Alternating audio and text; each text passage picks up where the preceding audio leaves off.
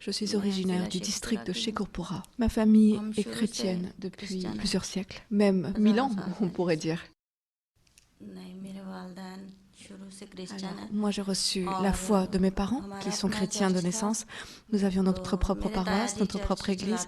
Et il se trouve que c'était mon oncle paternel, le frère aîné de mon père, qui dirigeait l'église. Donc, depuis l'enfance, j'ai baigné dans la foi.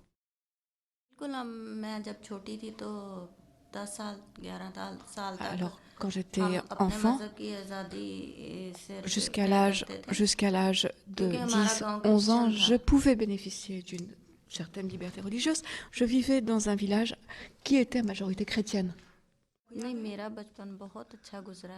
J'ai une enfance très heureuse, très joyeuse.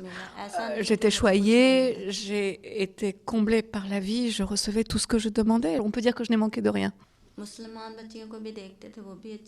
Et je voyais que les jeunes filles, les petites filles musulmanes tout à côté de moi, elles avaient la même vie que moi. C'était des amies, nous jouions ensemble. Avant mon mariage, je n'avais aucune difficulté avec la communauté musulmane, il n'y avait aucune acrimonie.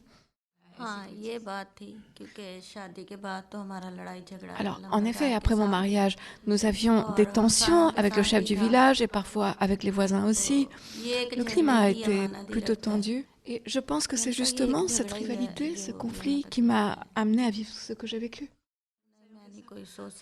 À aucun moment je ne pouvais concevoir qu'il y aurait une telle violence contre moi. Je pense qu'en effet, c'était un complot qui a été fomenté.